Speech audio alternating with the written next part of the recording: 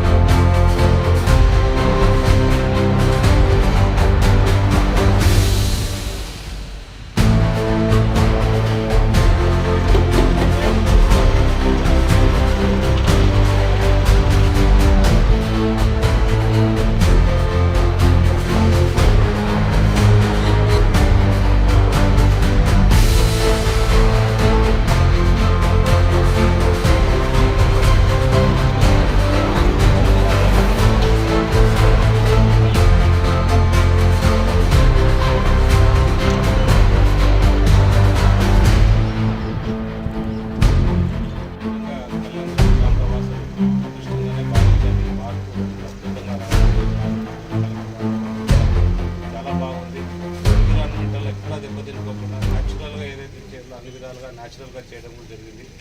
మేము కలెక్టర్ గారిని రిక్వెస్ట్ అడిగాను, ఒక 2-3 రిసార్ట్స్ ఉంటే బాగుంటుంది, ఎవరన్నా వచ్చి ఉండే వాళ్ళు టూరిస్ట్ పీపుల్ కానీ ఎవరికైనా కానీ బాగుంటుందంటే ఖచ్చితంగా ఏదైతే డిఎంఐ ఫండ్స్ ఉన్నాయో దాంట్లో చూడటం కానీ లేదా రామ్జీ దాంట్లో కూడా ఇవ్వడం జరుగుతుందని చెప్పారు. చాలా సంతోషం.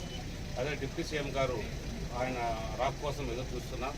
డిప్యూటీ సీఎం గారు వస్తే ఆయన చేతుల మీదుగా ప్రారంభించాలన్నది మా అందరూ ఆశయము.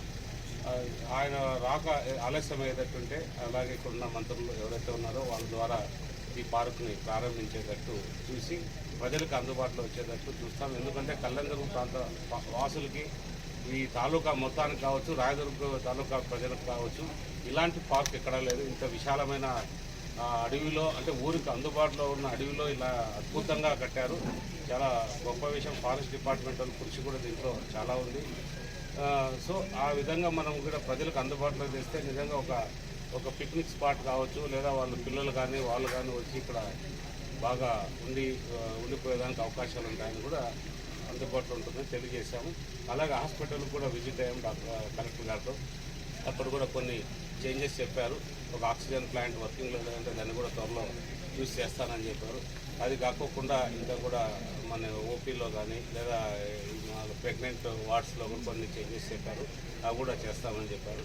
డాక్టర్స్ కూడా ఇన్ టైంలో ఉన్నారు. కొంతమంది అటు ఇటు ఉన్న డాక్టర్స్ అటెండెన్స్ బాగుంది, క్లీనినెస్ కూడా బాగుందనేది అభిప్రాయం ఉంది. కాబట్టి ఎక్కడ కూడా అంటే మనకు సంబంధించి అన్ని విధాలకు కూడా గవర్నమెంట్ వ్యవస్థ అయినా శుభ్రంగా పోతుంది. దానికి ఒకటి ప్రజలు కూడా బాగా సహకరిస్తున్నారు. అందరూ కూడా వాళ్ళ విషయాల్లో జోక్యం చేసుకోకుండా వాళ్ళ అడ్మినిస్ట్రేషన్ వాళ్ళు వదిలేయడంతో అన్ని పనులు సక్రమంగా జరుగుతుంది. ఎమ్మెల్యే గారు, ఆనరబుల్ ఎమ్మెల్యే గారితో పాటు ఈరోజు ఇక్కడ మన ఫారెస్ట్ డిపార్ట్మెంట్ ఆధ్వర్యంలో కళ్యాణదుర్గం టౌన్కి పక్కన అర్బన్ పార్క్ మన central government, state government scheme భాగంగా చేయడం జరిగింది. మన కొంతకాలం నుంచి వర్క్ పనులు కంప్లీట్ అయిపోయినాయి. ఒకసారి ఆనరబుల్ ఎమ్మెల్యే గారు కూడా ఇట్లా ఉన్నాయి, మనం ఒకసారి ఇది విజిట్ చేస్తామని చెప్పిన కాబట్టి ఈరోజు చూడటం జరిగింది. త్వరలోనే ఇది మనం ఓపెన్ అయినట్టు ప్రయత్నం చేస్తాము. ఒకవేళ ఆనరబుల్ మినిస్టర్ గారు వచ్చిన పరిస్థితులు అయితే వాళ్ళ ద్వారా, లేని పరిస్థితిలో మన జిల్లా స్థాయిలో ఆనరబుల్ ఎఫ్ఎం గారు కానీ ఆనరబుల్ ఎమ్మెల్యే గారు కానీ వాళ్ళందరూ ఆధ్వర్యంలో ఖచ్చితంగా ఓపెన్ అయినట్టు ప్రయత్నం చేస్తాము. అదే కాకుండా ఇక్కడ మిగిలిన సదుపాయాలు ఏదైనా అవసరం ఉన్నట్లయితే, ఒకవేళ కాటేజెస్ కానీ లేదంటే బేసిక్ ఫెసిలిటీస్ అదనంగా ఏదైనా కావాల్సినట్లయితే మన డిఎంఎఫ్ కావచ్చు, లేదంటే రామ్జీ స్కీము జూలై 1 నుంచి అమల్లో అవుతాయి. దాంట్లో కూడా ఇలాంటివి బేసిక్ ఇన్ఫ్రాస్ట్రక్చర్ డెవలప్ చేయడానికి మనకు అవకాశాలు దొరుకుతాయి. ఇంతకు ముందు ఉన్న నరేగానే కంపేర్ చేస్తే ఇలాంటి ఇన్ఫ్రాస్ట్రక్చర్ ఫెసిలిటీస్ డెవలప్ చేయడానికి రామ్జీలో అదనంగా మనకు అవకాశాలు ఉన్నాయి. కాబట్టి అలాంటివి ఈ 2 స్కీమ్స్లో వీలైన వరకు ఈ అదనంగా ఉన్న ఇన్ఫ్రాస్ట్రక్చర్ యాక్టివిటీస్ ఏదైనా కావాలంటే ఫారెస్ట్ డిపార్ట్మెంట్తో కోఆర్డినేట్ చేసుకొని చేస్తామని మీ అందరికీ తెలియజేస్తాం. దీనికి సంబంధించి ఇక్కడ ఈ 1-2 లొకేషన్లో చేసిన వర్క్ గురించి ఆనరబుల్ పిఎం గారు కూడా మన్ కీ బాత్లో చెప్పడం జరిగింది. చాలా ఏంటంటే జనరల్గా గవర్నమెంట్లో బిల్డింగ్స్ కట్టినప్పుడు ఏంటంటే అది గవర్నమెంట్ బిల్డింగ్ అని అర్థం అవుతుంది చూడగానే. అట్లా కాకుండా వెరీ ఇన్నోవేటివ్గా చేయడం జరిగింది. It looks like proper private resort టైప్లో ఆ ఒక్క విధంగా కట్టడం జరిగింది.